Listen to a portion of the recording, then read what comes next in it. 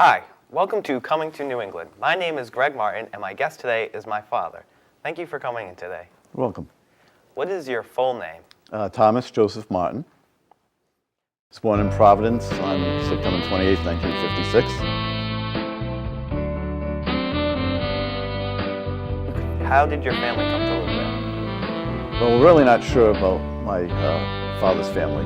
The family legend came from Ireland. My mother's side, my maternal grandparents came from Portugal, specifically from the Azores.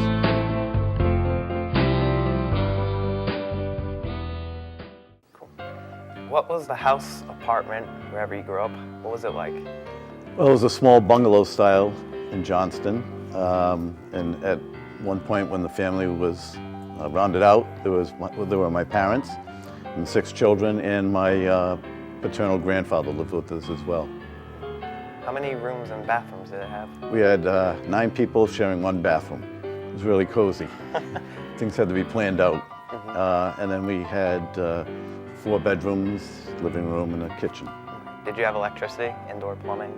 Yes, this wasn't Little House on the Prairie, it was Johnston, Rhode Island. So, Great. Well, describe the personalities of your family members.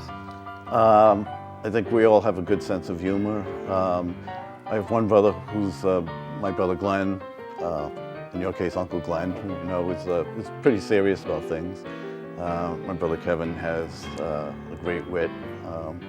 The 2 sisters and my youngest brother Pat, pretty much the same kind of personalities and interacted well with each other, but a good sense of humor throughout the entire family. If you're thin-skinned, it would have been tough to survive. What is your earliest childhood memory? That's a good question. I think back to going to school in 1st grade.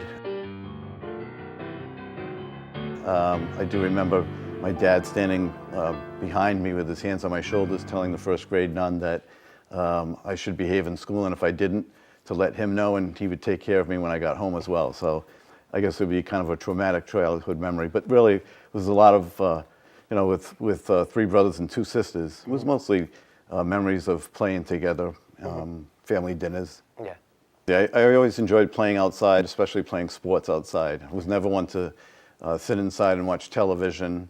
I was always very active with my brothers, so at different times of the year we'd play baseball throughout the summer, sandlot baseball. You were in the house by 5 o'clock every night. And if you weren't, my dad either whistled for you if you were in the neighborhood, or there was a bell on the front porch, it would ring. So it's kind of like, if you know from psychology, Pavlov's dogs, the bell rang and you ran home for dinner. So we were well conditioned or required to be home. And we all sat around the table, so 9 of us squeezed in around the table. And it was family style.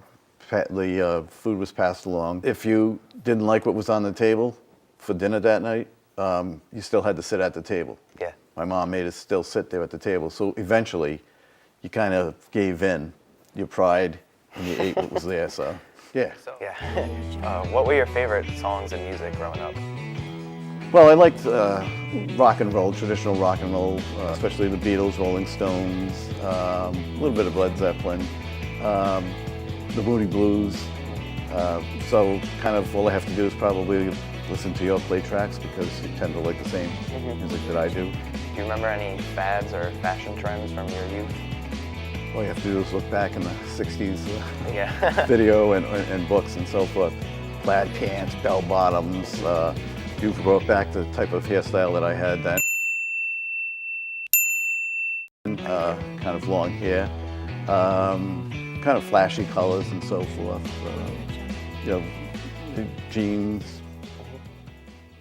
What is your profession, and how did you come to choose it?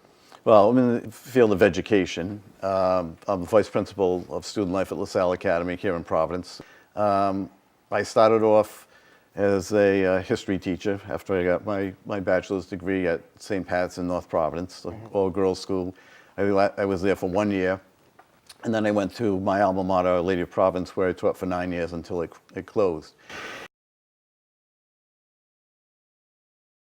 I think at some point in high school I decided, I got very interested. It was, I always enjoyed school. I had some very good teachers, both in grammar school, high school, and some excellent professors in college. And I think that helped to inspire me to to go into the field of teaching. And I enjoyed the classroom a great deal. It was always fun. I liked teaching history. I liked studying history. And it's been a very rewarding profession. Actively involved in the CYO organization. But in high school, I played high school soccer, I played tennis, and I played a year of basketball. Cool. So flashing forward a bit, why did you choose your children's names? Well, first of all, being a school teacher, you eliminated names of kids who you thought about that were pains in the classroom. Yeah. So you took those right off the table. But I really, it was just we liked the sound of Lindsay Elizabeth, and for yours, we liked the sound of Gregory as a strong name, and then incorporated my first name as your middle name. And that's really how we came to the agreement about naming you and your sister. Cool. What was your proudest moment as a parent? I think that's a transitional question in the sense that it changes as your children get older.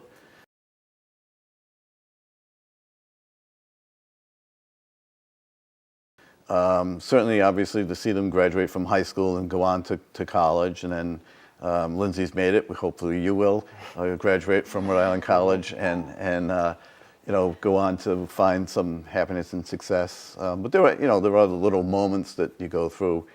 So it's hard to really pin down one specific moment. I know that a trying time when a sense of gladness occurred, like when we were born, as you know. What were those like in your family? Well, they were a lot of fun. We went often, like for example, on Thanksgiving, we would go to my grandmother's in East Providence for dinner. That's my maternal grandmother. And the cousins would all gather there afterwards. Christmas alternated between being at home and going to one of the relatives' house for dinner or for gift giving and so forth. 4th of July, we had friends who had beachfront property down in South County, so we'd go down and visit them often. So it was built around the family. The holidays were built around the family, the immediate family, and then obviously the extended family. Were there things you learned from your parents, so grandma and grandpa, which do you feel was the most valuable? I would say to really protect and cherish and work on your own personal integrity. That I think that people are always looking at you. Certainly in my profession, that's true. But to always, like Shakespeare said, be true to yourself. And I think that's the most important thing that they tried to instill in us, as well, and backed up with Christian values that were very strong in the family and so forth. Okay, so what accomplishments are you most proud of in your life so far? Well, I think the fact that I've been able to make a successful career, personal career in education. This is my 38th year in education, secondary education. So that would be, an accomplishment career-wise. I think an accomplishment is trying to be, or working best as I can to be a good father to you and Lindsay, and getting you to be successful adults. What is the one you say the key is to living a happy and good life? Just to be content with yourself and in what you're doing. And I would say not to be overly concerned about, I think in American society, so many people are worried about how much money and material goods that they can accumulate. And as I tell kids in school all the time, when they're thinking about what they want to study in college and where they want to go on a career path, I like to tell them is don't worry about the money. Do something that you are going to be comfortable with and happy with. And then the money and everything else will fall into place afterwards. Friendships that you build up over your lifetime, family relationships and so forth. There is nothing, in my opinion, that can replace those things in your life. Cool. So I would say just find something that you really want to do and go for it. If you had one message you hope would be spread to the world, what would it be? I think that we need to become more tolerant and understanding and open with each other. I think a lot of our our problems in the world today is that we want to try to put people into different categories and keep them there and so forth. But I think we need to respect one another. So going off of your history experience, what is the biggest lesson history has to teach us? The biggest lesson is that things are constantly changing, constantly in flux. But there are also, they say history repeats itself, which is a bit of an inaccuracy in the sense that it never repeats itself exactly. The circumstances do not reoccur exactly the same. There are parallels and analogies that you can see, but there's nothing that's going to exactly change. So you can learn from things that have happened in the past to make preparations and adjustments for what is happening now and what will happen in the future.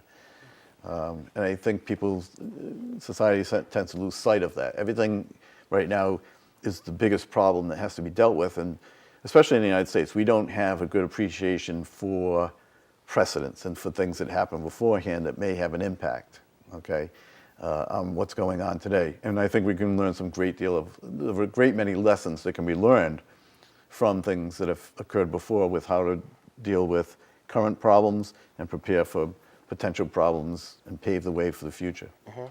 So how is the world different today than it was when you were growing up? It's a lot faster paced. And I think that society wants immediate results immediately. They want things, and they want to tie everything up very quickly. So we've kind of lost patience for stuff. You, for example, in school, you give a kid a test, and they want to know the next day what the results are. Or instantaneous communication. We can't go any place without our iPhones and constantly checking to see who's in touch with us and what do we miss. When I was a kid, you had one phone in the house and you shared it. And for a while, it was a party line. So you could pick up the phone and all of a sudden you hear somebody's conversation next door. But, then it was a big thrill to get a private line. But if you were out and somebody called and left a message, when you were out, you didn't worry about it. When you got home, you took the message from, it wasn't an answering machine, it was someone else in the house took the message for you. So it wasn't that immediacy, there wasn't that, I have to do things right now and get it done. And so you could say that life was a little bit slower paced in one respect. So I know you've talked about this with me a lot, but what world events had the most impact on you while you were growing up? And did any of them affect you personally or your family? Well, like you said, we've talked about this before because you've asked me this. And I would say the single event that still sticks out of my mind to this day